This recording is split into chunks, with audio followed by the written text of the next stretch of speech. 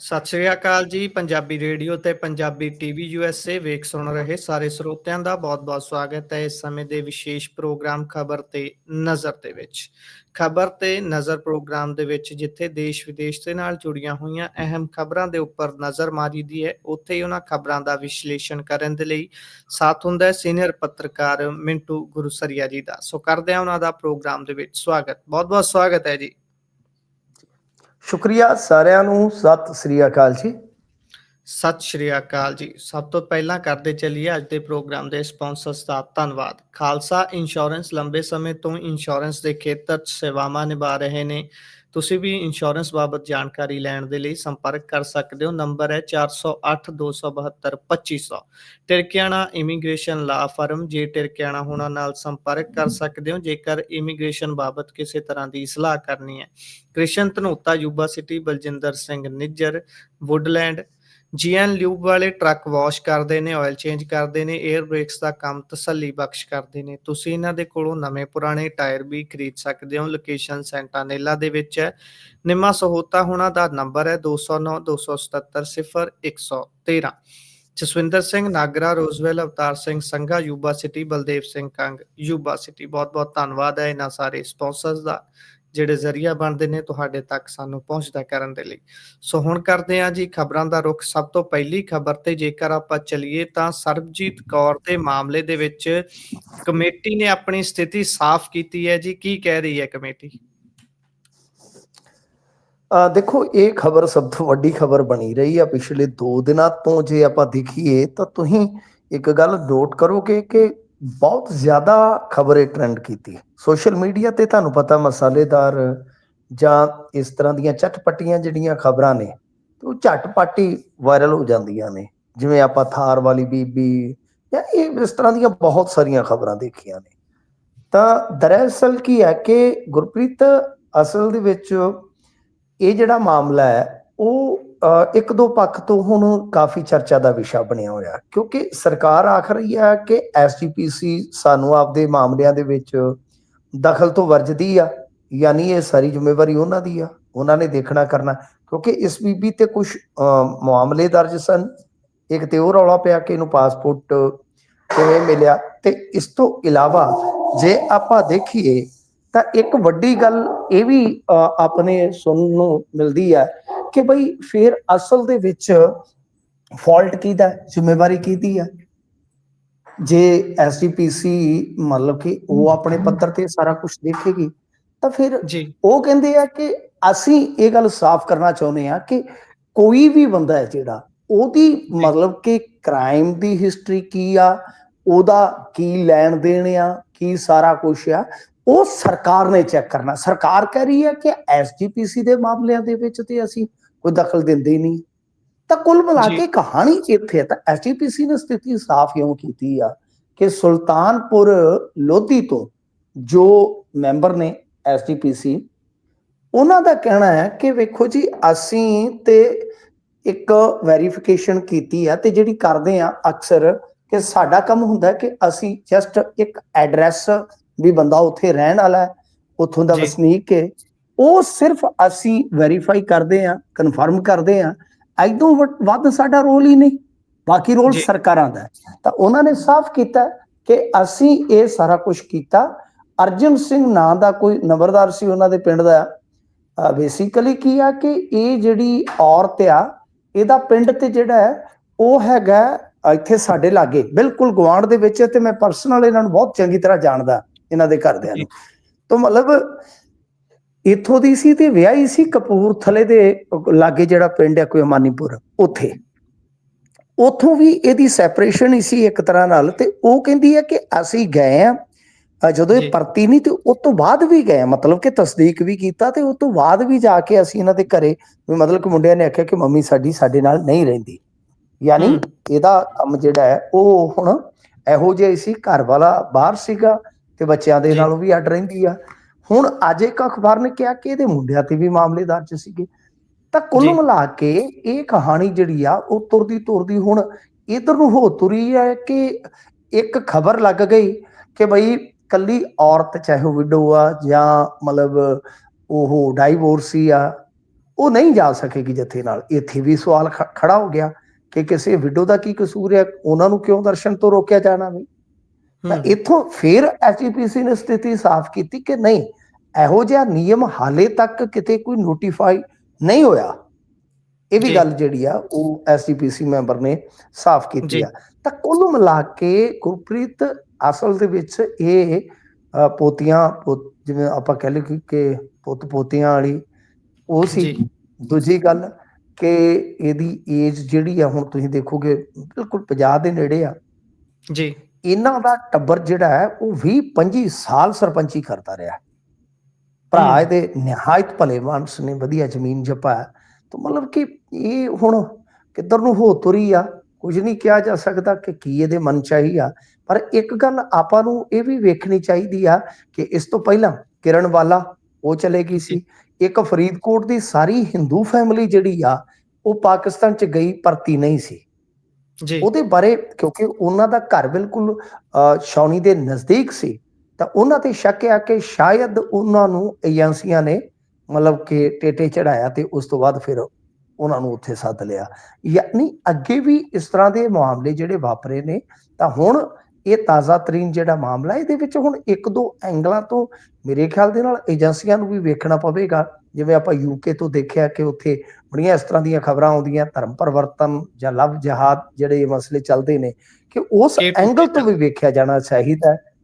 ਹਾਂਜੀ, ਤਾਂ ਮਤਲਬ ਕਿ ਬੜੀ ਸੰਜੀਦਗੀ ਦੇ ਨਾਲ ਲੈਣ ਵਾਲਾ ਵਿਸ਼ਾ ਹੈ ਕਿ ਹੁਣ ਕੋਈ ਵੀ ਇਸ ਤਰ੍ਹਾਂ, ਮਤਲਬ ਕਿ ਦੇਖੋ ਹੈ ਤੇ ਮਾਮਲਾ ਤੇ ਚਲੋ ਨਿੱਜੀ ਆ, ਠੀਕ ਹੈ ਨਾ, ਪਰ ਇਸ ਨੂੰ ਧਾਰਮਿਕ ਆੜ ਦੇ ਵਿੱਚ ਜਾਂ ਧਾਰਮਿਕ ਯਾਤਰਾ ਦੀ ਆੜ ਦੇ ਵਿੱਚ ਜਿਸ ਤਰ੍ਹਾਂ ਅੰਜਾਮ ਦਿੱਤਾ ਗਿਆ, ਗੱਲ ਬਹੁਤ ਨਖੇਧੀਜਨਕ ਆ ਤੇ ਬਹੁਤ ਹੇਠੀ ਵਾਲੀ ਗੱਲ ਆ। ਤੁਹਾਨੂੰ ਪਤਾ ਹੈ ਇਸ ਤਰ੍ਹਾਂ ਬਦਨਾਮੀ ਹੁੰਦੀ ਹੈ, ਸੰਸਥਾਵਾਂ ਦੀ ਬਦਨਾਮੀ ਹੁੰਦੀ ਆ, ਇਸ ਤਰ੍ਹਾਂ ਜੇ ਕਹਿ ਲਈਏ ਆਪਾਂ ਕੌਮਾਂ ਦੀ ਬਦਨਾਮੀ ਹੁੰਦੀ ਆ। ਤੇ ਮੇਰੇ ਖਿਆਲ ਨਾਲ ਏਜੰਸੀਆਂ ਨੂੰ ਵੀ ਚੌਕੰਨੇ ਹੋ ਕੇ ਤੇ ਮੈਕੈਨਿਜ਼ਮ ਤੇ ਕੋਈ ਨਾ ਕੋਈ ਤਿਆਰ ਕਰਨਾ ਚਾਹੀਦਾ ਕਿ ਬਈ ਹੁਣ ਗੱਲ ਤੇ ਇਹ ਆ ਕਿ ਜੇ ਆਪਾਂ ਇਸ ਗੱਲ ਤੇ ਵੀ ਆ ਜਾਈਏ ਕਿ ਮੈਕੈਨਿਜ਼ਮ ਤਾਂ ਚਲੋ ਹੈਗਾ ਹੀ ਆ, ਉਹ ਇਸ ਗੱਲ ਤੇ ਵੀ ਆ ਜਾਈਏ ਕਿ ਜੇ ਸੋਸ਼ਲ ਮੀਡੀਆ ਤੱਕ ਦੇ ਖਾਤੇ ਖੰਗਾਲਣਗੇ ਤੇ ਫਿਰ ਆਪਾਂ ਕਵਾਂਗੇ ਪ੍ਰਾਈਵੇਸੀ ਬ੍ਰੀਚ ਹੁੰਦੀ ਹੈ।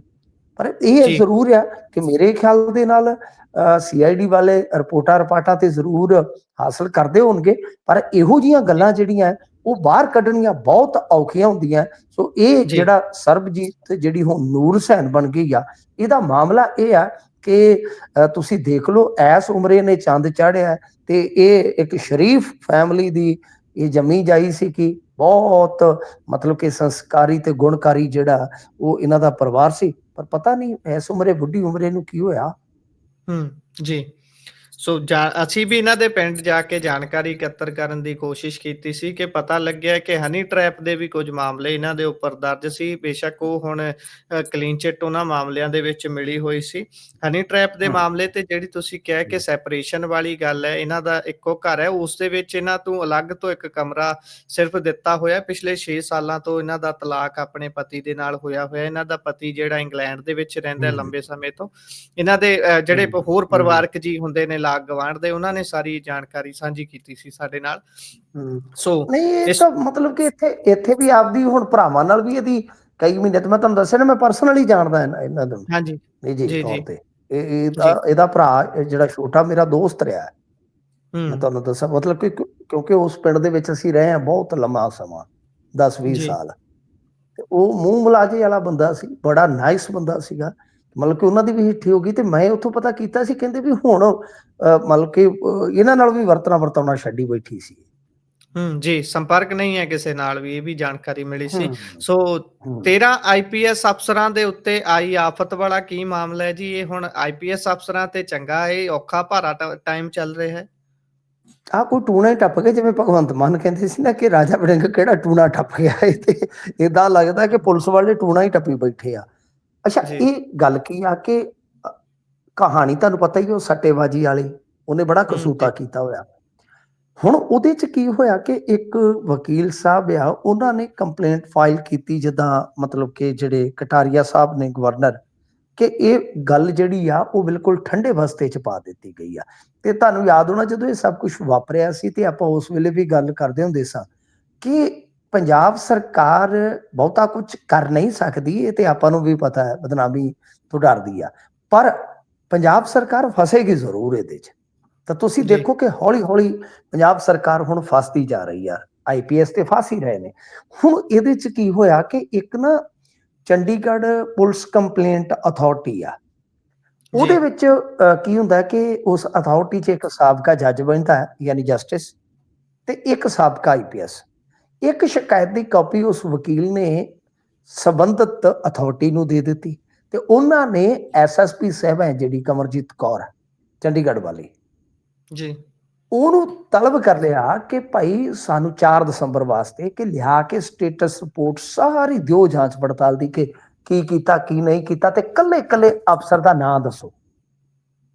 ਉਹਦੇ ਚ ਜੀ, ਹੁਣ ਮਤਲਬ ਕਿ 3 ਤੇ ਦੱਸਦੇ ਨੇ ਕਿ ਚੰਡੀਗੜ੍ਹ ਦੇ ਆ, ਤੇ 10 ਆਪਣੇ ਨੇ ਪੰਜਾਬ ਦੇ, ਜਿਹੜੇ ਕਿ ਉਸ ਖੇਡ ਦੇ ਵਿੱਚ ਕਥਿਤ ਤੌਰ ਤੇ ਸ਼ਾਮਲ ਦੱਸੇ ਜਾਂਦੇ ਆ। ਕਿਹੜੀ ਖੇਡ? ਸੱਟੇਬਾਜ਼ੀ ਵਾਲੀ। ਕਿਵੇਂ ਚੱਲੀ? 33 ਤੇ 44 ਸੈਕਟਰ ਦੇ ਵਿੱਚ ਛਾਪੇਮਾਰੀ ਹੋਈ ਸੀ ਇਨਕਮ ਟੈਕਸ ਦੀ, ਤੇ ਫਿਰ ਪਟਿਆਲੇ ਦੇ ਵਿੱਚੋਂ ਕਰੋੜਾਂ ਰੁਪਈਆ ਬਰਾਮਦ ਹੋਇਆ ਸੀ।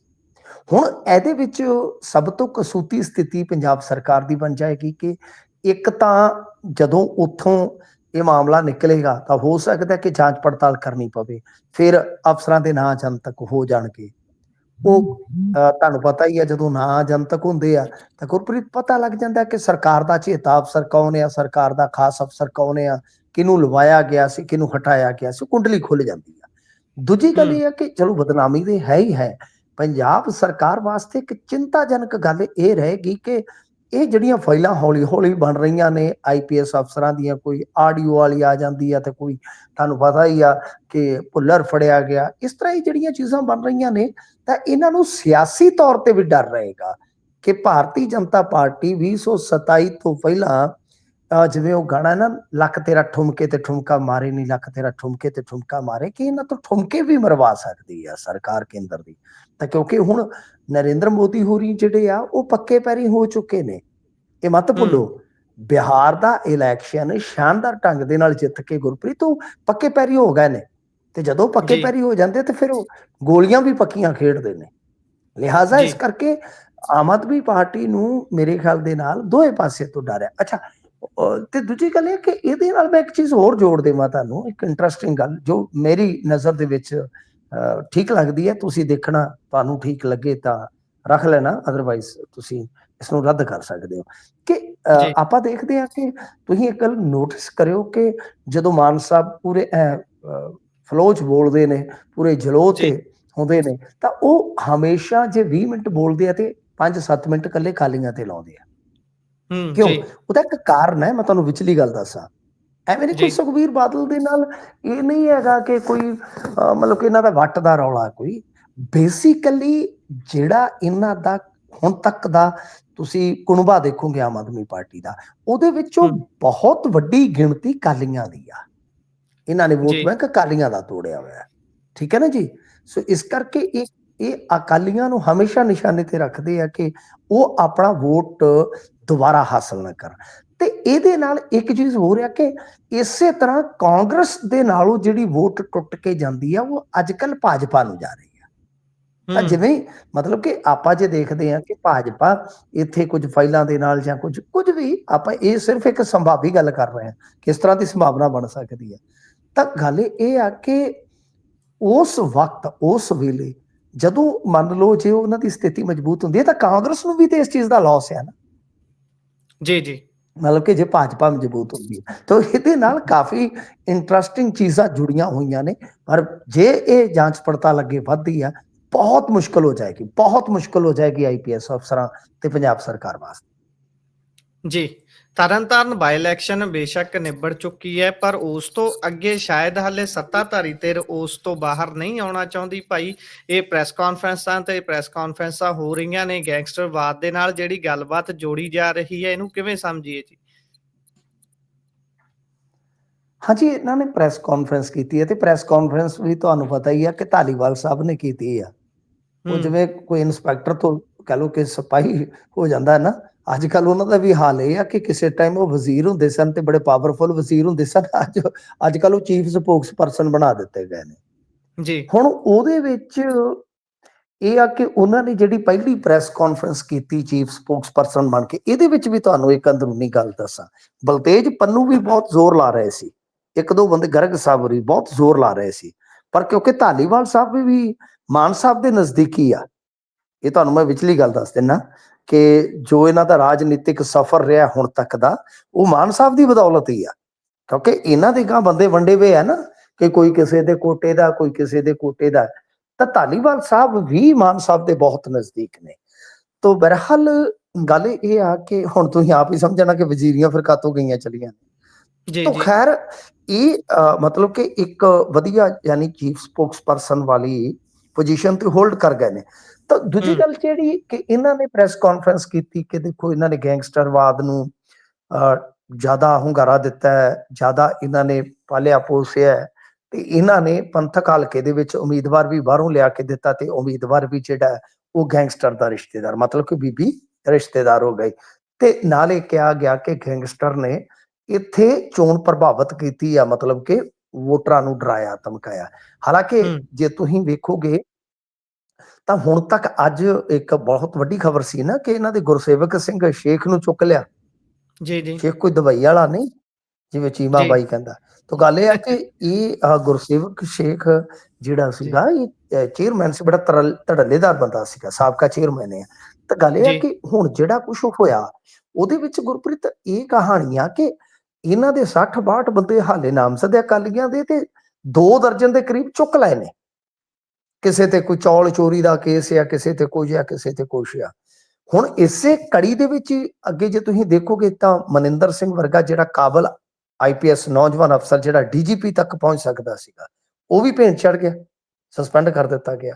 ਤਾਂ ਅੱਜ ਜੇ ਤੁਸੀਂ ਵੇਖੋਗੇ ਤਾਂ ਸੁਖਬੀਰ ਸਿੰਘ ਬਾਦਲ ਉਹ ਨਾਲ ਧਰਨਾ ਵੀ ਕਰੀ ਜਾਂਦੇ ਤੇ ਨਾਲ ਧੰਨਵਾਦ ਵੀ ਕਰੀ ਜਾਂਦੇ ਲੋਕਾਂ ਦਾ, ਉਹ ਵੀ ਉੱਥੇ ਪਹੁੰਚੇ ਹੋਏ ਸਨ। ਤੇ ਜਿਹੜੇ ਬੰਦੇ ਚੱਕੇ ਗਏ ਆ ਉਹਨਾਂ ਨੇ 2 ਐਲਾਨ ਕੀਤੇ ਕਿ ਇੱਕ ਤਾਂ ਉਹ ਹਰੇਕ ਦੇ ਘਰ ਜਾਣਗੇ, ਤੇ ਦੂਜਾ ਅੱਜ ਬੀਬੀ ਰੰਧਾਵਾ ਨੂੰ ਉਹਨਾਂ ਨੇ 27 ਵਾਸਤੇ ਉਮੀਦਵਾਰ ਵੀ ਐਲਾਨ ਦਿੱਤਾ। ਵੀ ਕੰਮ ਉਧਰ ਵੀ ਤੁਸੀਂ ਜੇ ਦੇਖੋਗੇ ਤੱਤ ਫੱਟ ਵਾਲਾ ਹੀ ਆ। ਇਹ ਗੱਲ ਜਿਹੜੀ ਹੁਣ ਚੋਣ ਪ੍ਰਭਾਵਿਤ ਕਰਨ ਵਾਲੀ ਆ, ਜੇ ਉਹਦੇ ਤੇ ਆਪਾਂ ਪਰਤੀਏ ਤਾਂ ਗੁਰਪ੍ਰੀਤ ਮੇਰੇ ਖਿਆਲ ਦੇ ਨਾਲ ਧਾਲੀਵਾਲ ਸਾਹਿਬ ਹੋਰਾਂ ਨੂੰ ਸਵਾਲ ਤੇ ਬਣੇਗਾ ਨਾ ਕਿ ਠੀਕ ਹੈ ਕੋਡ ਆਫ ਕੰਡਕਟ ਦੇ ਦੌਰਾਨ ਤੇ ਚਲੋ ਇਲੈਕਸ਼ਨ ਕੰਡਕਟ ਕਰਵਾਉਣ ਦੀ ਜ਼ਿੰਮੇਵਾਰੀ ECI ਦੀ ਹੁੰਦੀ ਆ, ਪਰ ਜੇ ਤੁਸੀਂ ਇਹ ਮੰਨਦੇ ਹੋ ਕਿ ਇਲੈਕਸ਼ਨ ਪ੍ਰਭਾਵਿਤ ਹੋ ਰਿਹਾ ਹੈ ਜੀ ਤਾਂ ਫਿਰ ਉਹ ਇਲੈਕਸ਼ਨ ਪ੍ਰਭਾਵਿਤ ਤੇ ਤੁਹਾਡੇ ਤੇ ਵੀ ਦੋਸ਼ ਹੈ ਨਾ। ਤੁਹਾਡੇ ਬਣਾਏ ਕੇਸਾਂ ਦੀ ਜਾਂਚ ਹੋ ਰਹੀ ਆ, ਤਾਂ ਮਤਲਬ ਕਿ ਤੁਹਾਡੇ ਤੇ ਯਾਨੀ ਸੱਤਾਧਾਰੀ ਧਿਰ ਤੇ ਵੀ ਦੋਸ਼ ਲੱਗਦਾ ਕਿ ਚੋਣ ਪ੍ਰਭਾਵਿਤ ਕਰਦੇ। ਉਧਰੋਂ ਜੇ ਗੈਂਗਸਟਰ ਆ ਗਏ ਇਹਦਾ ਮਤਲਬ ਕਿ ਚੋਣ ਤੇ 2 ਪਾਸਿਆਂ ਤੋਂ ਪ੍ਰਭਾਵਿਤ ਹੋਣ ਲੱਗੀ। ਤੇ ਜੇ ਚੋਣ ਇਦਾਂ ਪ੍ਰਭਾਵਿਤ ਕੀਤੀ ਜਾ ਸਕਦੀ ਆ ਤੇ ਫਿਰ ਲੋਕਾਂ ਨੂੰ ਪ੍ਰਭਾਵਿਤ ਕਰਨਾ ਤੇ ਬੜਾ ਸੌਖਾ ਹੈ ਨਾ ਵਸੂਲੀ ਵਾਸਤੇ। ਜੀ ਇਹਦਾ ਮਤਲਬ ਇਹ ਆ ਕਿ ਗੈਂਗਸਟਰ ਜਿਹੜੇ ਆ ਉਹ ਇਹ ਤੇ ਹੈ ਨਹੀਂ ਕਿ 4 ਦਿਨ ਜਦੋਂ ਕੋਡ ਆਫ ਕੰਡਕਟ ਲੱਗਦਾ ਤੇ ਉਹ ਸਿਰ ਚੁੱਕਦੇ ਆ। ਉਹ ਤੁਸੀਂ ਇਹ ਤੇ ਮੰਨਦੇ ਹੋ ਨਾ, ਫਿਰ ਇਹ ਗੱਲ ਤੇ ਤੁਹਾਨੂੰ ਮੰਨਣੀ ਪਵੇਗੀ, ਤਸਲੀਮ ਕਰਨੀ ਪਵੇਗੀ ਕਿ ਭਾਈ ਗੈਂਗਸਟਰ ਦੂਜੇ ਲੋਕਾਂ ਨੂੰ ਵੀ ਬਹੁਤ ਪ੍ਰਭਾਵਿਤ ਕਰਦੇ, ਕੰਮਾਂਕਾਰਾਂ ਨੂੰ ਵੀ ਪ੍ਰਭਾਵਿਤ ਕਰ ਰਹੇ ਨੇ।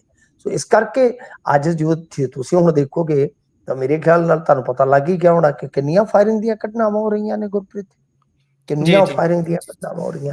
ਤਾਂ ਲਾਅ ਐਂਡ ਆਰਡਰ ਤੇ ਤਾਂ ਫਿਰ ਕਿਤੇ ਨਾ ਕਿਤੇ ਸਵਾਲ ਤੁਹਾਡੇ ਤੇ ਵੀ ਬਣਨਗੇ ਨਾ ਕਿ ਜੇ ਗੈਂਗਸਟਰ ਇੰਨੇ ਪਾਵਰਫੁਲ ਆ ਤਾਂ ਉਹ ਕੱਲੇ ਕੋਡ ਆਫ ਕੰਡਕਟ ਦੇ ਦੌਰਾਨ ਥੋੜੀ ਆਪਦਾ ਕੰਮ ਕਰਦੇ ਆ, ਉਹ ਤਾਂ ਫਿਰ ਕਰੀ ਜਾਂਦੇ। ਜਿਹੜੇ ਲੋਕ ਤਰਾ ਕਰ ਰਹੇ ਆ ਉਹਦੀ ਜ਼ਿੰਮੇਵਾਰੀ ਤੇ ਲਾਓ ਤੁਸੀਂ ਘੱਟੋ ਘੱਟ। ਜੀ ਸੋ ਅੱਗੇ ਜੇਕਰ ਆਪਾਂ ਚੱਲੀਏ ਤਾਂ ਅੱਜ ਨਾਰਥ ਜ਼ੋਨਲ ਕੌਂਸਲ ਦੀ ਮੀਟਿੰਗ ਸੀ ਜੀ ਫਰੀਦਾਬਾਦ ਦੇ ਵਿੱਚ, ਤੇ ਦੇਸ਼ ਦੇ ਗ੍ਰਹਿ ਮੰਤਰੀ ਦੇ ਨਾਲ ਕਹਿੰਦੇ 6 ਮੁੱਖ ਮੰਤਰੀ ਬੈਠੇ ਸੀ ਤੇ ਮਾਨ ਸਾਹਿਬ ਵੀ ਉੱਥੇ ਪਹੁੰਚੇ ਸੀ, ਉਹਨਾਂ 6 ਚੋਂ ਇੱਕ ਸੀ। ਤੇ ਕੀ ਉੱਥੇ ਬਾਤ ਪਈ ਹੈ ਜੀ ਪੰਜਾਬ ਦੇ ਅਸਲ ਮੁੱਦਿਆਂ ਦੀ? ਵੈਸੇ ਤਾਂ ਕਹਿੰਦੇ ਵੀ ਏਜੰਡਾ ਉਧਰੋਂ ਹੀ ਆਉਂਦਾ ਹੈ ਤੇ ਉਹਦੇ ਤੇ ਹੀ ਤਿਆਰੀ ਕਰਕੇ ਜਾਣਾ ਹੁੰਦਾ ਹੈ। ਇਧਰੋਂ ਕੋਈ ਖਾਸ ਗੱਲ ਮਾਨ ਸਾਹਿਬ ਦੇ ਵੱਲੋਂ ਕੀਤੀ ਗਈ ਹੋਵੇ, ਕੋਈ ਦਮਗੱਜਾ ਮਾਰਿਆ ਗਿਆ ਹੋਵੇ ਜੀ? ਹਾਂਜੀ, ਇਹ ਹੁਣ ਜਾਣਨ ਨੂੰ ਮਿਲਿਆ ਹੈ ਗੁਰਪ੍ਰੀਤ ਕਿ ਇਹਨਾਂ ਨੇ ਕੁਝ ਗੱਲਾਂ ਜਿਹੜੀਆਂ BBMB ਅਤੇ ਇਸ ਤੋਂ ਇਲਾਵਾ PU ਸੰਬੰਧੀ ਰੱਖੀਆਂ ਨੇ। ਬਾਕੀ ਡਿਟੇਲ ਤੇ ਹੁਣ ਸਹਿਜੇ ਬਾਹਰ ਆਏਗੀ। ਤੁਹਾਨੂੰ ਪਤਾ ਹੀ ਆ ਕਿ ਇਹ ਮੇਰੇ ਖਿਆਲ ਦੇ ਨਾਲ ਸ਼ਾਮ ਜੀ ਨੂੰ ਹੀ ਮੀਟਿੰਗ ਸ਼ੁਰੂ ਹੋਈ ਸੀਗੀ। ਤਾਂ ਗੱਲ ਇਹ ਆ ਕਿ ਇਹਦੀ ਅਗਵਾਈ ਦੇਸ਼ ਦੇ ਹੋਮ ਮਿਨਿਸਟਰ ਕਰਦੇ। ਜਿਹੜੀ ਨਾਰਥ ਜ਼ੋਨ ਕੌਂਸਲ ਹੁੰਦੀ ਆ ਇਹਦੇ ਵਿੱਚ ਜਿਵੇਂ ਤੁਸੀਂ ਕਿਹਾ ਕਿ ਵਾਕਿਆ ਰਾਜਾਂ ਦੇ ਮੁੱਖ ਮੰਤਰੀ ਜਾਂਦੇ, ਜੇ ਮੁੱਖ ਮੰਤਰੀ ਨਾ ਹੋਣ ਤੇ ਫਿਰ ਵਿੱਤ ਮੰਤਰੀ ਵੀ ਭੇਜ ਦਿੱਤਾ ਜਾਂਦਾ ਕਈ ਵਾਰੀ। ਜੇ ਵਿੱਤ ਮੰਤਰੀ ਵੀ ਗੈਰ ਹਾਜ਼ਰ ਹੋਵੇ ਤਾਂ ਜਿਵੇਂ ਹੁਣ ਆਪਣੇ ਅਮਨ ਅਰੋੜਾ ਜੀ ਆ ਤੇ ਉਹਨਾਂ ਨੂੰ ਭੇਜ ਦਿੱਤਾ ਜਾਂਦਾ, ਯਾਨੀ ਜਿਹੜੇ ਸੀਨੀਅਰ ਲੀਡਰ ਹੋਣ ਤੇ ਜਾਂ ਮੰਤਰੀ ਹੋਣ। ਸੋ ਕਹਿਣ ਦਾ ਮਤਲਬ ਇਹ ਹੈ ਕਿ ਇਸ ਤਰ੍ਹਾਂ ਇਹ ਇੱਕ ਰਵਾਇਤ ਹੈ, ਜਿਹੜੇ ਉੱਤਰੀ ਰਾਜਾਂ ਦੀ ਕੌਂਸਲ ਦੀ ਮੀਟਿੰਗ ਹੁੰਦੀ ਆ। ਹੁਣ ਇਹੀ ਦੇਖਣਾ ਹੋਏਗਾ ਕਿ ਯੂਨੀਵਰਸਿਟੀ ਵਾਲਾ ਮਾਮਲਾ, ਮੈਂ ਤੁਹਾਨੂੰ ਪਹਿਲਾਂ ਹੀ ਆਗਾਹ ਕੀਤਾ ਸੀਗਾ, ਸਾਰਿਆਂ ਨੂੰ ਦੱਸਤਾ ਸੀਗਾ ਕਿ ਹਰਿਆਣਾ ਇਹਦੇ ਚ ਆਏਗਾ।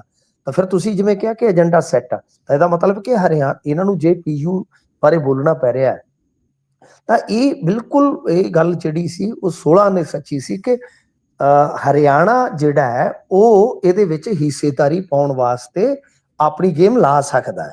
ਤੇ ਤਦ ਹੀ ਸ਼ਾਇਦ ਫਿਰ ਇਹ ਜਿਹੜੀ ਖਬਰ ਆ ਰਹੀ ਆ, ਹੁਣੇ ਬ੍ਰੇਕਿੰਗ ਹੀ ਆ, ਕਿ ਭਗਵੰਤ ਮਾਨ ਹੋਰਾਂ ਨੇ BBMB ਅਤੇ ਇਸ ਤੋਂ ਇਲਾਵਾ ਜੇ ਵੇਖੀਏ ਤਾਂ ਪੀਯੂ ਦਾ ਮੁੱਦਾ ਜਿਹੜਾ ਉਹ ਚੁੱਕਿਆ ਹੈ। ਤਾਂ ਹੁਣ ਕੀ ਚੁੱਕਿਆ, ਕੀ ਗੱਲਬਾਤ ਹੋਈ ਹੈ, ਕੀ ਆਰਗੂਮੈਂਟਸ ਹੋਏ ਨੇ, ਉਹ ਤੇ ਚਲੋ ਡਿਟੇਲਡ ਜਦੋਂ ਸਾਰੀ ਖਬਰ ਆਏਗੀ ਤੇ ਆਪਾਂ ਜਾਣਾਂਗੇ। ਪਰ ਇਹ ਸਾਫ਼ ਹੈ ਕਿ ਇਹ ਕੁਝ ਮੁੱਦਿਆਂ ਤੇ ਉੱਥੇ ਭਖਵੀਂ ਬਹਿਸ ਜਿਹੜੀ ਆ ਹੋਣੀ ਤੈਅ ਹੈ। ਬਾਕੀ ਗੱਲ ਅਸਲ ਦੇ ਵਿੱਚ ਇਹ ਆ ਕਿ ਠੀਕ ਆ, ਨਾਰਥ ਜ਼ੋਨ ਕੌਂਸਲ ਜੋ ਮਰਜ਼ੀ ਆ, ਮੈਂ ਤੇ ਇੱਕ ਗੱਲ ਮੰਨਦਾ ਕਿ ਤਗੜੇ ਦਾ 27-100 ਹੁੰਦਾ। ਭਾਰਤੀ ਜਨਤਾ ਪਾਰਟੀ ਦੀਆਂ ਸਰਕਾਰਾਂ ਨੇ, ਦਿੱਲੀ 'ਚ ਸਰਕਾਰ ਇਹਨਾਂ ਦੀ, ਹਰਿਆਣੇ 'ਚ ਸਰਕਾਰ ਇਹਨਾਂ ਦੀ ਆ, ਰਾਜਸਥਾਨ 'ਚ ਸਰਕਾਰ ਇਹਨਾਂ ਦੀ ਆ, ਹਿਮਾਚਲ 'ਚ ਵੀ ਇੱਕ ਤਰ੍ਹਾਂ ਨਾਲ ਕਹਿ ਲਓ ਕਿ ਕਾਂਗਰਸੀ ਸਰਕਾਰ ਹੈ ਜਿਹੜੀ, ਉਹਦਾ ਪੰਜਾਬ ਦੇ ਨਾਲ ਕੋਈ ਜ਼ਿਆਦਾ ਤਾਲਮੇਲ ਵਧੀਆ ਨਹੀਂ ਹੁੰਦਾ। ਠੀਕ ਹੈ ਨਾ ਜੀ। ਸੋ ਇਸ ਕਰਕੇ ਪੰਜਾਬ ਉੱਥੇ ਕੱਲਾ ਜਿਹਾ ਪੈ ਜਾਂਦਾ ਹੈ। ਦੇਖਦੇ ਆ ਕਿ ਇਹਨਾਂ ਨੇ ਕਿਸ ਤਰ੍ਹਾਂ ਦੀ ਪੈਰਵਾਈ ਕੀਤੀ ਹੈ, ਕਿਸ ਤਰ੍ਹਾਂ ਦੀ ਇਹਨਾਂ ਨੇ ਪੰਜਾਬ ਦੀ ਜਿਹੜੀ ਗੱਲ ਕੀਤੀ ਆ। ਜਦੋਂ ਡਿਟੇਲਡ ਗੱਲ ਆ ਗਈ ਸਾਰੀ, ਫਿਰ ਉਹਦੇ ਤੇ ਮੇਰੇ ਖਿਆਲ ਦੇ ਨਾਲ ਗੱਲ ਕਰਨੀ ਕੋਈ ਜਾਇਜ਼ ਹੈ। ਜੀ, ਅਗਲੀ ਜੇਕਰ ਗੱਲ ਕਰੀਏ ਤਾਂ ਉਧਰ RSS ਸੰਘ ਦੇ ਨੇਤਾ ਦੇ ਅੱਗੇ ਪੋਤੇ ਦੀ, 32 ਸਾਲਾ ਪੋਤੇ ਦੀ ਕਹਿੰਦੇ ਵੀ ਹੱਤਿਆ ਕਰ ਦਿੱਤੀ ਜਾਂਦੀ ਹੈ ਜੀ। ਤੇ ਇਸ ਮਾਮਲੇ ਦੇ ਵਿੱਚ ਕੀ ਅਪਡੇਟ ਹੈ ਜੀ? ਕਹਿੰਦੇ ਵੀ BJP ਨੇ ਇਸ ਦਾ ਖਾਸਾ ਨੋਟਿਸ ਲਿਆ। ਸੁਨੀਲ ਜਾਖੜ ਹੁਣੀ ਵੀ ਭਰ ਕੇ ਗੱਲ ਕਰ ਰਹੇ ਸੀ ਵੀ ਪੈਰਲਲ ਸਰਕਾਰ ਚੱਲ ਰਹੀ ਹੈ ਗੈਂਗਸਟਰਾਂ ਦੀ। ਦੇਖੋ, ਇਹ ਗੱਲ ਤੇ ਮੇਰੇ ਖਿਆਲ ਦੇ ਨਾਲ ਅਮਿਤ ਸ਼ਾਹ ਦੇ ਟੇਬਲ ਤੱਕ ਪਹੁੰਚੀ ਹੋਈ ਆ। ਕਿਉਂਕਿ RSS ਦਾ ਵਰਕਰ ਜਿਹੜਾ ਹੈ ਨਾ, ਜੇ ਉਹਦੀ ਹੱਤਿਆ ਕਿਤੇ ਹੁੰਦੀ ਆ ਤਾਂ ਉਹ ਖਬਰ ਲੋਕਲ ਖਬਰ ਨਹੀਂ ਰਹਿੰਦੀ, ਉਹ ਖਬਰ ਦਿੱਲੀ ਦੀ ਖਬਰ ਬਣਦੀ ਆ। ਤਾਂ ਗੱਲ ਇਹ ਆ ਕਿ ਅੱਛਾ, ਤੁਹਾਨੂੰ ਮੈਂ ਇੱਕ ਚੀਜ਼ ਹੋਰ ਦੱਸ ਦਿੰਦਾ ਕਿ ਜਿਹੜੇ ਤੁਸੀਂ ਸੰਘ ਦਾ ਨੇਤਾ, ਆਪਾਂ ਜਦੋਂ ਕੀ ਆ RSS ਵਾਲਾ ਦੇਖਦੇ ਆ ਨਾ, ਤਾਂ RS ਆਪਣੇ ਉਦਾਂ ਹੀ ਮਨ ਦੇ ਵਿੱਚ ਇੱਕ ਇਮੇਜ ਉਭਰਦੀ ਆ ਕਿ ਕੱਟੜ ਹਿੰਦੂਤਵੀ, ਕੋਈ ਯੋਗੀ ਵਰਗਾ, ਕੋਈ ਮਤਸਵੀ। ਨਹੀਂ ਸਰ, ਇਹ ਆਪਣੀ ਜਿਹੜੀ ਕਈ ਵਾਰ ਜਿਹੜੀ ਆਬਜ਼ਰਵੇਸ਼ਨ ਹੁੰਦੀ ਆ ਜਾਂ ਪਰਸੈਪਸ਼ਨ ਹੁੰਦੀ ਆ, ਇਹ ਕਈ ਵਾਰ ਗਲਤ ਹੁੰਦੀ ਆ। ਇਹਨਾਂ ਦੇ ਕਈ ਲੀਡਰ ਇਸ ਤਰ੍ਹਾਂ ਦੇ ਆ ਕਿ ਉਹ ਮਤਲਬ ਕਿ ਭਾਈਚਾਰਕ ਸਾਂਝ ਵੀ ਪੂਰੀ ਰੱਖਦੇ ਆ। ਠੀਕ ਹੈ, ਪੁਰਾਣੇ RSS ਦੇ ਵੀ ਤੁਰੇ ਆਉਂਦੇ ਆ, ਉਹ ਇੰਨੇ ਕੱਟੜ ਨਹੀਂ ਹੁੰਦੇ, ਉਦਾਰਵਾਦੀ ਹੁੰਦੇ ਆ। ਤੁਹਾਡੇ ਉਹ ਆਂਢ ਗੁਆਂਢ ਵੀ ਹੋ ਸਕਦੇ। ਮੈਂ ਜਿਵੇਂ ਕਹਿੰਦਾ ਕਿ RSS ਦੀ ਖਾਸੀਅਤ ਕੀ ਹੁੰਦੀ, ਕਦੇ ਤੁਸੀਂ ਸੋਚਿਓ RSS ਦੀ ਖਾਸੀਅਤ ਕੀ ਆ? RSS ਕਿਸੇ ਨੂੰ ਜਾਣਨਾ ਨਾ, ਮੈਂ ਹਮੇਸ਼ਾ ਕਹਿਣਾ ਕਿ ਉਹਦਾ ਲਿਖਿਆ ਪੜ੍ਹ ਲਓ, ਉਹਦਾ ਬੋਲਿਆ ਸੁਣ ਲਓ, ਜੇ ਕਿਸੇ ਬਾਰੇ ਬਹੁਤ ਜ਼ਿਆਦਾ ਜਾਣਕਾਰੀ ਰੱਖਣੀ ਹੈ। ਤਾਂ RSS ਕੀ ਆ? RSS ਕੁਛ ਵੀ ਨਹੀਂ ਹੈ। ਕੋਈ ਵੀ ਖੜ ਕੇ ਤੁਹਾਡੇ ਸਾਹਮਣੇ ਕਹਿ ਸਕਦਾ ਮੈਂ RSS ਵਾਲਾ, ਤਾਂ ਠੀਕ ਮੰਨਣਾ ਪਊ। ਕੋਈ ਕਹਦੇ ਮੈਂ ਨਹੀਂ ਆ, RSS ਦਾ ਕੱਟੜ ਬੰਦਾ ਕਹਦੇ ਮੈਂ ਨਹੀਂ ਆ, ਤੁਹਾਨੂੰ ਮੰਨਣਾ ਪਊ। ਉਹਦੇ ਕੋਲ ਕਿਹੜੀ ਕੋਈ ਰਜਿਸਟ੍ਰੇਸ਼ਨ ਹੈ ਜੀ?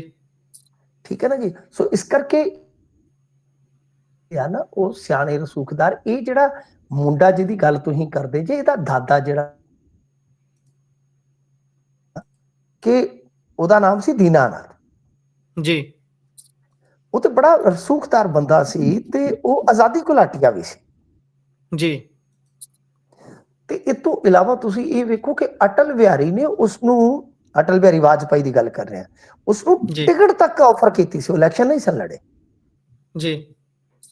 ਇੰਨਾ ਰਸੂਖ ਆ ਸ਼ਹਿਰ ਚ ਕਿ ਗੱਲ ਹੀ ਛੱਡ ਦਿਓ। ਤਾਂ ਮਤਲਬ ਇਹ ਆ ਕਿ ਅਗਾਂਹ ਉਹਦਾ ਮੁੰਡਾ ਸੀ ਦੀਨਾਨਾਥ ਦਾ ਬਲਦੇਵ, ਤੇ ਬਲਦੇਵ ਦਾ ਗਾ ਮੁੰਡਾ ਇਹ ਸੀ ਨਵੀਨ, ਜਿਸਨੂੰ ਗੋਲੀ ਮਾਰੀ ਗਈ ਆ। ਤਾਂ ਗੋਲੀ ਉਸ ਵੇਲੇ ਮਾਰੀ ਗਈ ਆ ਜਦੋਂ ਉਹ ਆਪਣੀ ਦੁਕਾਨ ਤੋਂ ਪਰਤ ਰਿਹਾ ਸੀਗਾ। 2 ਹਮਲਾਵਰ ਆਉਂਦੇ ਆ, ਗੋਲੀ ਮਾਰ ਜਾਂਦੇ। ਇਹ ਪਰਿਵਾਰ ਕਹਿੰਦਾ ਕਿ ਸਾਡਾ ਕਿਸੇ ਨਾਲ ਝਗੜਾ ਹੀ ਤੱਕ ਨਹੀਂ ਹੈਗਾ, ਕੋਈ ਸਾਡਾ ਮਤਲਬ ਕਿ ਕਿਸੇ ਨਾਲ ਰੰਜ ਵਿਹਾਰੀ ਨਹੀਂ ਹੈਗਾ। ਹੋਇਆ ਕੀ ਹੈ ਸਮਝੋ ਬਾਹਰ ਆ। ਹੁਣ ਸੰਸਕਾਰ ਤੇ ਹੋ ਗਿਆ, ਪਰ ਤੁਸੀਂ ਜਿਵੇਂ ਆਖਿਆ ਕਿ ਰਵਨੀਤ ਬਿੱਟੂ, ਸੁਨੀਲ ਜਾਖੜ, ਰਾਜਾ ਵੜਿੰਗ ਤੋਂ ਲੈ ਕੇ ਬਹੁਤ ਵੱਡੇ ਵੱਡੇ ਲੀਡਰ ਬੋਲ ਰਹੇ, ਸੁਖਬੀਰ ਸਿੰਘ ਬਾਦਲ ਤੱਕ ਜੀ। ਤਾਂ ਇਹ ਪੰਜਾਬ ਸਰਕਾਰ ਵਾਸਤੇ ਸਥਿਤੀਆਂ ਜਿਹੜੀਆਂ ਨੇ ਉਹ ਬਿਲਕੁਲ ਬਦਤਰ ਹੋ ਰਹੀਆਂ ਨੇ। ਇਹ ਕੋਈ ਮਾੜੀ ਮੋਟੀ ਗੱਲ ਨਹੀਂ ਹੈ, ਇਹਨਾਂ ਦੇ ਹੱਥੋਂ ਇਹ ਮਾਮਲਾ ਨਿਕਲ ਰਿਹਾ ਹੈ। ਕਿਉਂਕਿ ਗੁਰਪ੍ਰੀਤ, ਅਸੀਂ ਉਹ ਦੌਰ ਵੇਖਿਆ ਜਦੋਂ ਜਗਦੀਸ਼ ਗਗਨੇਜਾ ਤੋਂ ਲੈ ਕੇ ਤੇ ਇਹ ਮਾਮਲਾ ਜਿਹੜਾ ਉਹ ਵੱਧਦਾ ਵੱਧਦਾ 5-6 ਕਤਲਾਂ ਤੱਕ ਚਲਾ ਗਿਆ ਸੀਗਾ 16 ਚ, ਜਿਹਦੇ ਚ ਗਾਂ ਫਿਰ ਅਮਰੀਕ, ਸ਼ੇਰਾ, ਰਮਨਦੀਪ, ਗੁਗਣੀ ਤੇ ਗਾਂ ਫਿਰ ਜੱਗੀ ਜੌਲ ਤੱਕ ਗ੍ਰਿਫਤਾਰੀਆਂ ਹੋਈਆਂ। ਇਹ ਉਹੀ ਸਾਰਾ ਕੁਛ ਆ। ਤਾਂ ਮਤਲਬ ਕਿ ਜਦੋਂ ਇਸ ਤਰ੍ਹਾਂ ਦੀ ਕੋਈ ਘਟਨਾ ਵਾਪਰਦੀ ਹੈ ਪੰਜਾਬ ਦੇ ਵਿੱਚ ਤੇ ਏਜੰਸੀਆਂ ਉਦਾਂ ਹੀ ਚਕੰਨੀਆਂ ਹੋ ਜਾਂਦੀਆਂ। ਤੁਸੀਂ ਦੇਖਣਾ, ਇਹ ਮੇਰੇ ਖਿਆਲ ਦੇ ਨਾਲ ਇੱਕ ਕੋਈ ਹੈਗੀ ਆ ਜ਼ਿੰਮੇਵਾਰੀ ਵਾਲੀ ਪੋਸਟ ਵੀ ਆਈ ਆ ਕੋਈ ਲੈਟਰ ਹੈਡ ਤੇ, ਜੀ ਪਰ ਉਹਦੇ ਜੀ ਚ ਪੁਲਿਸ ਇਸ ਐਂਗਲ ਤੋਂ ਵੀ ਗੱਲ ਕਿਤੇ ਨਾ ਕਿਤੇ ਘੋਖ ਰਹੀ ਆ ਕਿ ਇਹ ਤਾਂ ਨਹੀਂ ਹੈ ਕਿ ਜਾਂਚ ਪੜਤਾਲ ਨੂੰ ਭਟਕਾਉਣ ਵਾਸਤੇ ਇਹ ਸਾਰਾ ਕੁਝ ਕੀਤਾ ਗਿਆ। ਤਾਂ ਉਹ ਵੀ ਵੇਖਿਆ ਜਾਊਗਾ। ਤਾਂ ਬਾਕੀ ਹੁਣ ਗੱਲ ਇਹ ਆ ਕਿ ਇਸ ਮਾਮਲੇ ਦੇ ਵਿੱਚ ਦੱਸਦੇ ਆ ਕਿ ਇੱਕ ਬੰਦੇ ਨੂੰ ਸਿਆਣ ਤਾਂ ਲਿਆ ਪੁਲਿਸ ਵਾਲਿਆਂ ਨੇ, ਸਿਆਣ ਲਿਆ ਜੀ ਕਿਉਂਕਿ ਸੀਸੀਟੀਵੀ ਦੇ ਵਿੱਚ ਕੈਦ ਹੋਇਆ, ਪਰ ਕੋਈ ਗ੍ਰਿਫਤਾਰੀ ਹੋਈ ਆ ਕਿ ਨਹੀਂ ਇਹ ਤੇ ਹਾਲੇ ਪਤਾ ਨਹੀਂ ਹੈ। ਪਰ ਉਦਾਂ ਉੱਥੋਂ ਦੇ ਭਾਈਚਾਰੇ ਨੇ, ਯਾਨੀ ਸਥਾਨਕ ਭਾਈਚਾਰੇ ਨੇ, ਸ਼ਹਿਰਦਾਰੀ ਜਿਹੜੀ ਹੁੰਦੀ ਆ, ਉਹਨਾਂ ਨੇ ਜੀ ਇਹਨਾਂ ਨੂੰ ਅਲਟੀਮੇਟਮ ਜ਼ਰੂਰ ਦੇ ਦਿੱਤਾ ਆ ਕਿ ਜੇ ਤੁਸੀਂ ਵੇਲਾ ਰਹਿੰਦੇ ਆ ਇਹਨਾਂ ਬੰਦਿਆਂ ਨੂੰ ਨਾ ਫੜਿਆ ਤੇ ਫਿਰ ਬਾਜ਼ਾਰ ਜੀ ਬੰਦ ਹੋਣਗੇ।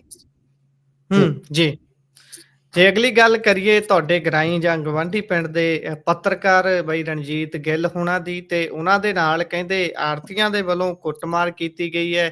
ਇਹ ਹਵਾਲਾ ਦਿੰਦਿਆਂ ਹੋਇਆਂ ਵੀ ਸਾਡੇ ਪਿੱਛੇ ਤਾਂ ਭਾਈ ਮੰਤਰੀ ਸਾਹਿਬਾਂ ਨੇ, ਤੇ ਪਾਇਓ ਜ਼ਰਾ ਚਾਨਣਾ ਉਹਦੇ ਵਿੱਚ ਹੁਣ ਸੰਘਰਸ਼ ਦੀ ਰੂਪਰੇਖਾ ਕੀ ਲਿਖੀ ਗਈ ਹੈ? ਸ਼ਾਇਦ ਇਕੱਠ ਦੀ ਕਾਲ ਦਿੱਤੀ ਜਾ ਰਹੀ ਹੈ। ਹਾਂਜੀ, ਮੇਰਾ ਗਰਾਈ ਨਹੀਂ ਹੈ ਐਕਚੁਅਲ ਚ, ਅਸੀਂ ਇਕੱਠੇ ਹੀ ਆਏ। ਸਾਡਾ ਦੋਨਾਂ ਦਾ ਪਿੰਡ ਨੇੜੇ ਨੇੜੇ ਤੇ ਦੋਨਾਂ ਦੇ ਪਿੰਡ ਦਾ ਨਾਮ ਗੁਰੂਸਰ ਆ। ਜੀ ਤੇ ਗੱਲ ਇਹ ਆ ਕਿ ਅਸੀਂ ਇੱਕੋ ਵੇਲੇ ਇੱਕੋ ਸਮੇਂ ਚ ਤੇ ਇਕੱਠੇ ਹੀ ਪੱਤਰਕਾਰਤਾ ਚ ਆਏ ਆ, ਇੱਕੋ ਵੇਲੇ, ਮਤਲਬ ਜੀ ਕਿ ਅਸੀਂ ਸੰਗ ਹੀ ਚੱਲੇ ਆ। ਤੋ ਜੀ ਖੈਰ ਅਸੀਂ ਉਦੋਂ ਪ੍ਰਿੰਟ ਮੀਡੀਆ ਦਾ ਦੌਰ ਸੀਗਾ, ਪ੍ਰਿੰਟ ਮੀਡੀਆ ਅਸੀਂ ਜੁਆਇਨ ਕੀਤਾ ਸੀਗਾ। ਚਲੋ ਫਿਰ ਮੇਰਾ ਰਸਤਾ ਥੋੜਾ ਜਿਹਾ ਅਲੱਗ ਹੋ ਗਿਆ, ਮੈਂ ਇੱਧਰ ਨੂੰ ਆ ਗਿਆ ਜੀ। ਤੇ ਜੀ ਇਹ ਫਿਰ ਬਾਅਦ ਦੇ ਵਿੱਚ ਆਪਣਾ ਚੈਨਲ ਬਣਾ ਕੇ ਕੰਮ ਕਰਦਾ ਰਣਜੀਤ। ਉਦਾਂ ਮਤਲਬ ਕਿ ਅਸੀਂ 15 ਸਾਲ ਪਹਿਲਾਂ ਲਗਭਗ ਅਸੀਂ ਇਕੱਠੇ ਤੁਰੇ ਸਾਂ। ਤੇ ਹੁਣ ਵੀ ਚਲੋ ਬਹੁਤ ਆਪਣਾ ਠੀਕ ਹੈ, ਲਿਹਾਜ਼ ਆ, ਪਿਆਰ ਆ। ਤੇ ਮੈਂ ਪਤਾ ਲੈਣ ਵੀ ਗਿਆ ਸਾਂ ਅੱਜ। ਅਸਲ ਵਿੱਚ ਕੀ ਆ ਕਿ ਦੇਖੋ, ਜਿਹੜਾ ਇਹ ਮਾਮਲਾ ਹੈ ਨਾ, ਆੜਤੀਏ ਦਾ ਮਾਮਲਾ ਇਹ ਹੋ ਕਿ ਸਾਡੇ ਇੱਧਰ ਪਿੰਡ, ਸਾਡਾ ਇਲਾਕਾ ਜਿਹੜਾ ਲੱਗਦਾ ਉਹ ਬਾਰਡਰ ਤੇ ਲੱਗਦਾ ਹੈ। ਦੋ ਜੀ ਸਟੇਟਾਂ ਸਾਡੇ ਬਾਰਡਰ ਸਟੇਟਾਂ ਨੇ, ਜਿੱਦਾਂ ਹਰਿਆਣਾ ਤੇ ਰਾਜਸਥਾਨ। ਅਸਲ ਚ ਕੀ ਆ ਕਿ ਜਿਹੜੀ ਖਰੀਦ ਆ ਉਹ ਤੇ ਆਫੀਸ਼ੀਅਲੀ ਬੰਦ ਹੋ ਚੁੱਕੀ ਆ ਨਾ। ਤਾਂ ਜੀ ਪ੍ਰੋਸੀਜਰ ਇੱਕ ਹੈਗਾ, ਉਹ ਮੇਰੇ ਖਿਆਲ ਦੇ ਨਾਲ ਤਹਿਸੀਲਦਾਰ ਸਾਹਿਬ ਆਉਂਦੇ ਆ, ਉਹ ਬੋਲੀ ਕਰਵਾਉਂਦੇ ਆ ਤੇ ਭਾਅ ਲਵਾਉਂਦੇ ਆ, ਸਾਰੀ ਵੀਡੀਓਗ੍ਰਾਫੀ ਹੁੰਦੀ ਆ। ਇਹ ਕੋਈ ਮੰਡੀ ਚੱਲ ਰਹੀ ਸੀ, ਇੱਥੇ ਪਿੰਡ ਆ ਸਾਡੇ ਲਾਗੇ ਥੇੜੀ, ਇਹਨੂੰ ਕਿਤੇ ਜੀ ਪਤਾ ਲੱਗਿਆ, ਇਹ ਉਥੋਂ ਮਤਲਬ ਕਿ ਜਾ ਰਿਹਾ ਸੀਗਾ ਮਲੋਟੋਂ ਹੀ, ਸਾਡੇ ਸ਼ਹਿਰੋਂ ਹੀ, ਜੀ ਤੇ ਇਹ ਜੀ ਉੱਥੇ ਕਿਤੇ ਮੰਡੀ 'ਚ ਪਹੁੰਚ ਗਿਆ। ਇਹਨੇ ਜਾ ਕੇ ਉਹਨਾਂ ਦੀ ਕਿਤੇ ਵੀਡੀਓਗ੍ਰਾਫੀ ਕਰਨੀ ਸਟਾਰਟ ਕੀਤੀ ਆ ਤੇ ਉਹ ਗੱਲ ਪੈ ਗਏ ਨੇ। ਗੱਲ ਪੈ ਕੇ ਜਿਸ ਵੇਲੇ ਆੜਤੀਆ ਇੱਕੋ ਹੀ ਸੀ ਤੇ ਨਾਲ ਉਹਦੇ ਬੰਦੇ ਸੀਗੇ, ਆੜਤੀਏ ਨਹੀਂ ਸੀ, ਆੜਤੀਆ ਇੱਕੋ ਹੀ ਆ। ਤੇ ਉਹਨਾਂ ਨੇ ਇਹਨੂੰ ਬਹੁਤ ਬੁਰੀ ਤਰ੍ਹਾਂ ਕੁੱਟਿਆ ਜਦੋਂ ਜਿਸ ਵੇਲੇ। ਤੇ ਫਿਰ ਸਭ ਤੋਂ ਪਹਿਲਾਂ ਇਹਨੇ ਮੈਨੂੰ ਹੀ ਫੋਨ ਕੀਤਾ ਸੀਗਾ ਤੇ ਮੈਂ ਇਹਨੂੰ ਕਿਹਾ ਸੀ ਤੂੰ, ਕਹਿੰਦਾ ਸੱਟ ਤੇ ਨਹੀਂ ਲੱਗੀ। ਮੈਂ ਇਹਨੂੰ ਕਿਹਾ ਕਿ ਭਾਈ ਹਸਪਤਾਲ ਦਾਖਲ ਹੋ, ਤੈਨੂੰ ਹੋਣਾ ਚਾਹੀਦਾ, ਮੈਡੀਕਲ ਕਰਵਾ। ਜੀ ਤਾਂ ਉਹ ਜੀ ਚੰਗਾ ਰਹਿ ਗਿਆ। ਕਿਉਂਕਿ ਉਸ ਤੋਂ ਬਾਅਦ ਕੀ ਆ ਕਿ ਮਾਮਲਾ ਹੁਣ ਵੱਧਦਾ ਇੱਥੋਂ ਤੱਕ ਆ ਗਿਆ ਕਿ ਇੱਕ ਤੇ ਪਰਚਾ ਪੁਲਿਸ ਜਿਹੜੀ ਆ ਉਹ ਸਧਾਰਨ ਢੰਗ ਦੇ ਨਾਲ ਕੱਟਦੀ ਸੀ, ਤੇ ਦੂਜਾ SC/ST ਐਕਟ ਦੀ ਇਹਦੇ ਖਿਲਾਫ ਵੀ ਦਰਖਾਸਤ ਗਈ ਚਲੀ। ਤਾਂ ਕਰਕੇ ਇਹ ਜਿਹੜੀ ਹੈ ਨਾ, ਹੁਣ ਕਾਲ ਆਈ ਆ ਸ਼ਾਇਦ ਬੁੱਧਵਾਰ ਦੀ, ਵੀ ਬੁੱਧਵਾਰ ਨੂੰ ਉੱਥੇ ਕੱਟ ਰੱਖਿਆ ਜਾਏਗਾ। ਸ਼ਾਇਦ ਉਸ ਤੋਂ ਪਹਿਲਾਂ ਹੋ ਸਕਦਾ ਕਿ ਨਵੇੜਾ ਹੋ ਜਾਵੇ। ਬਾਕੀ ਜਿਹੜੀ ਗੱਲ ਇਹ ਆ, ਇਹ ਤਾਂ ਬਹੁਤ ਮੰਦਭਾਗੀ ਗੱਲ ਆ। ਜਿਸ ਬੰਦੇ ਨੇ ਕੀਤਾ, ਪਤਾ ਨਹੀਂ ਉਹ ਕਿੰਨਾ ਕੁ ਨੁਕਸਾਨ ਕਰੇਗਾ ਇਹਨਾਂ ਦਾ। ਪਰ ਜਿਹੜਾ ਇਹ ਮੰਤਰੀ ਦਾ ਮਾਮਲਾ ਹੈ ਨਾ, ਉਹ ਵੀ ਸਾਡੇ ਸ਼ਹਿਰ ਤੋਂ, ਯਾਨੀ ਰਣਜੀਤ ਵੀ ਤੇ ਅਸੀਂ ਸਾਰੇ ਇੱਕੋ ਸ਼ਹਿਰ ਤੋਂ ਹੀ ਹੋ ਗਏ। ਤੇ ਮੈਂ ਬਕਾਇਦਾ ਉਹਨਾਂ ਨਾਲ ਗੱਲ ਕੀਤੀ, ਕਿਉਂਕਿ ਜਿਹੜਾ ਮੰਤਰੀ ਸਾਹਿਬਾਂ ਦਾ PA ਉਸ ਪਿੰਡ ਦਾ ਜੀ। ਕਿਉਂਕਿ ਚਲੋ ਹੁਣ ਸਾਰੇ ਛੋਟੇ ਨੇ ਆਪਣੇ ਤੋਂ, ਇਹ ਜਿਹੜੇ ਮੁੰਡੇ ਨਵੇਂ ਸਿਆਸਤ ਦੇ ਵਿੱਚ ਆਏ ਨੇ, ਤਾਂ ਉਹਨਾਂ ਨਾਲ ਮੈਂ ਜਦੋਂ ਗੱਲ ਕੀਤੀ ਤਾਂ ਉਹਨਾਂ ਦੀ ਟੀਮ ਕਹਿੰਦੀ ਕਿ ਦੇਖੋ ਜੀ, ਪਿੰਡ ਦਾ ਹੋਣ ਕਰਕੇ PA ਜਾਣਦਾ ਜ਼ਰੂਰ ਆ, ਅਸੀਂ ਇਨਕਾਰੀ ਨਹੀਂ ਆ, ਪਰ ਅਸੀਂ ਕਿਸੇ ਵੀ ਮਤਲਬ ਕਿ ਇਸ ਤਰ੍ਹਾਂ ਦੀ ਗਲਤ ਹਰਕਤ ਦੀ ਵਕਾਲਤ ਨਹੀਂ ਕਰਾਂਗੇ, ਅਸੀਂ ਨਹੀਂ ਫੇਵਰ ਕਰਾਂਗੇ 1% ਵੀ ਸਾਡੇ ਵੱਲੋਂ ਜੋ ਮਰਜ਼ੀ ਹੋਵੇ, ਕਾਨੂੰਨ ਆਪਦਾ ਨਿਰਪੱਖ ਢੰਗ ਨਾਲ ਕੰਮ ਕਰੇ। ਤਾਂ ਪਰ ਇੱਕ ਮੰਤਰੀ ਹੋਰ ਦਾ ਵੀ ਜ਼ਿਕਰ ਕੀਤਾ ਅੱਜ ਰਣਜੀਤ ਨੇ ਕਿ ਖੁੱਡੀਆਂ ਸਾਹਿਬ ਦਾ ਵੀ ਉਹ ਰਿਸ਼ਤੇਦਾਰ ਹੈ। ਤਾਂ ਮਤਲਬ ਕਿ ਇਸ ਤਰ੍ਹਾਂ ਕਿ ਪ੍ਰਸ਼ਾਸਨ ਅੰਡਰ ਪ੍ਰੈਸ਼ਰ ਹੈ। ਠੀਕ ਹੈ ਜੀ, ਹੁਣ ਪਤਾ ਨਹੀਂ ਕੌਣ ਕਰ ਰਿਹਾ ਫੇਵਰ, ਕੌਣ ਨਹੀਂ ਕਰ ਰਿਹਾ, ਜੋ ਵੀ ਆ। ਪਰ ਬਹੁਤ ਮਾੜੀ ਗੱਲ ਹੋਈ ਆ ਤੇ ਉਸ ਤੋਂ ਵੀ ਮਾੜੀ ਗੱਲ ਹੈ ਕਿ ਪ੍ਰਸ਼ਾਸਨ ਪਰਚਾ ਕੱਟਣ ਚ ਵੀ ਆਨਾਕਾਨੀ, ਫਿਰ ਜੇ ਕੱਟ ਜੀ ਰਹੇ ਆ ਤਾਂ ਹੌਲਾ ਕੱਟ ਰਹੇ ਆ। ਜੇ ਮਤਲਬ ਕਿ ਦੂਜੇ ਪਾਸੇ ਵੇਖੀਏ, ਖਤਰਾ ਇਸ ਗੱਲ ਦਾ ਕਿ ਜੇ SC ST ਐਕਟ ਦੀ ਤੁਸੀਂ ਦਰਖਾਸਤ ਖੁੱਲੀ ਰੱਖੋਗੇ ਤਾਂ ਕੱਲ ਨੂੰ ਕਿਸੇ ਵੇਲੇ ਵੀ ਉਹਨੂੰ ਗ੍ਰਿਫਤਾਰ ਕਰ ਸਕਦੇ ਨੇ।